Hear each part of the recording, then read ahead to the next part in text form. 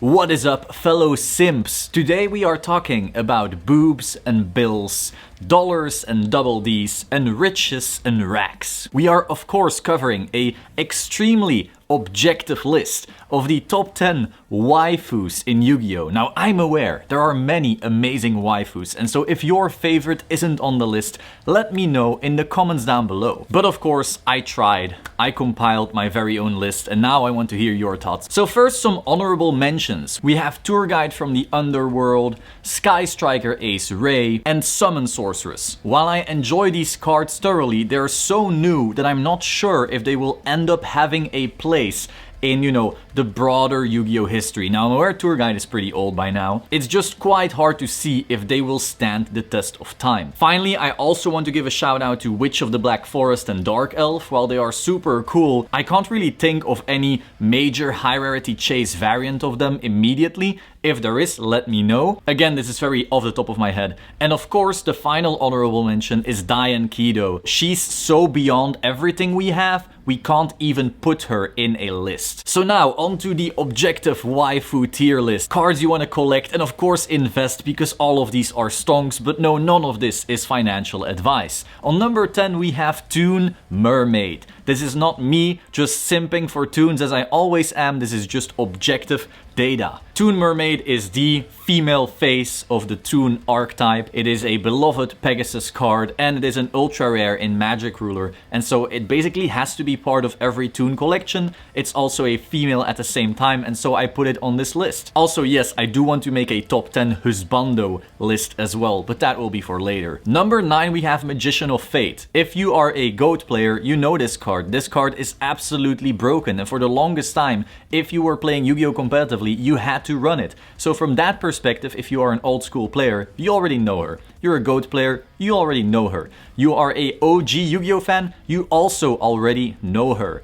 Her effect was amazing and broken for the longest time, and of course it also has that historic value by now because of that. I think her best print variant has to be the one from, is it Champions Pack? Something like that, Its primary issue is that its first printing wasn't high rarity chase oof like that, and so that's kind of making it harder to collect her. There's no clear, wow, this variant was the first and the rarest and therefore the best, unlike some of the bigger chase cards in Yu-Gi-Oh's history. Regardless, she's just that iconic from a player perspective, I had to put her on the list. Number 8 is a shared spot because neither of them are monster cards, and so I found it a bit awkward to try and put them, as one single card when it's not really a monster. It's a bit of a weird one, but essentially it's Change of Heart and Graceful Charity. Both of these cards are so broken that they currently are even banned in the Yu-Gi-Oh! Card game. Change of Heart is, in my opinion, the better art. Look at that gorgeous art. It's absolutely insane. Regardless, because they're both magic cards, I just had to put them on a shared spot because the goal was mostly to have monsters on here. Of course, if you play GOAT or old school formats, you know these cards. They're just insane. Number 7, we have Gemini Elf. A secret rare,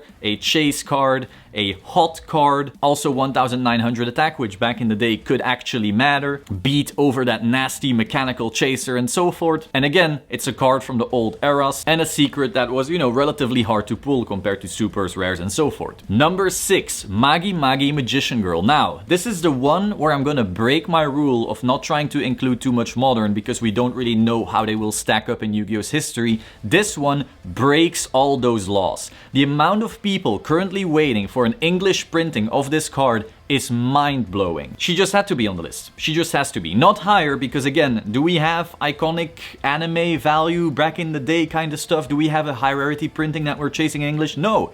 But overall, the amount of gravitational pull that this card single-handedly has towards her right now defies all odds, and she had to be on the list. Number 5, Injection Fairy Lily. Not only was this card, insane effect, she was also very known from the anime, and it was a secret in LOD. Beyond that, she's borderline impossible to grade, one of the hardest cards to grade in Yu-Gi-Oh! When it comes to English main booster sets. And again, secret, so hard to pull. Big chase card and anime, iconic. It has everything. The only thing it doesn't have is that it didn't show up that often in the anime either. And that's where the next cards are going to be coming in. Number 4, Harpy Lady.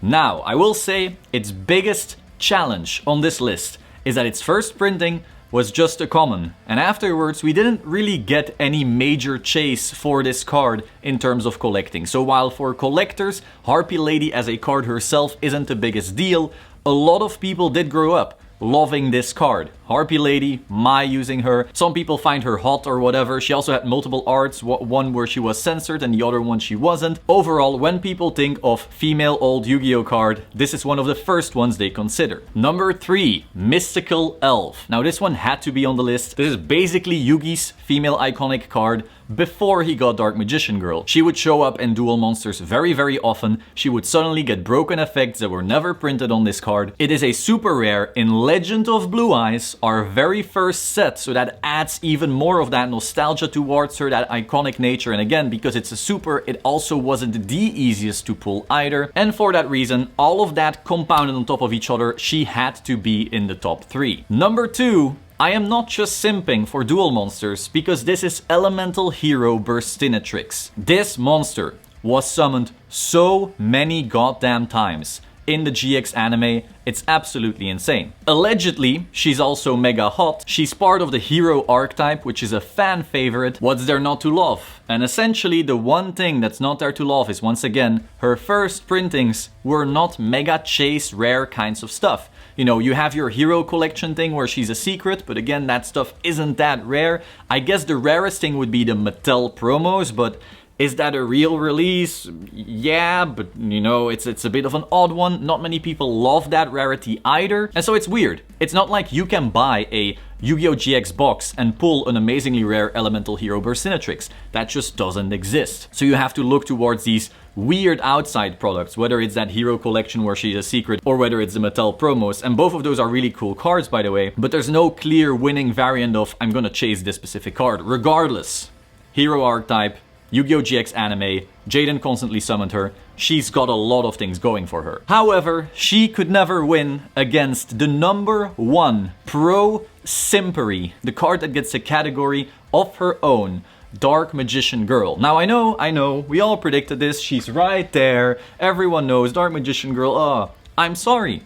Konami knows this. You know it. Everyone knows it. A lot of people love Dark Magician Girl. She single-handedly sells merch, toys, plushies, whatever, everything. People love this card. It is the most iconic female card in this game. It has a clear winner in when, what are you gonna buy? You're gonna buy a Magician's Force box and try to pull her. The chase is there. She has that secret rarity. There is a clear winner in what you're chasing. Now you could say, oh, but what about the World's promo this? Sure, but that is not the same thing. I think everyone understands that that's not exactly the same thing. But that does once again prove they knew what they were doing. They made that promo knowing that is going to be a chase. We also saw it in the Lost Art campaign. People haven't been going crazy trying to hoard Lost Art promos until there was a Dark Magician Girl with that specific art that we all knew and love. I could go on and on and on, but honestly, her sales figures speak for herself. Dark Magician Girl is the number 1 waifu for all us simps. And since you've watched this entire video, just admit it, you're part of the simp gang. Like, subscribe, and I will see you soon. Ciao.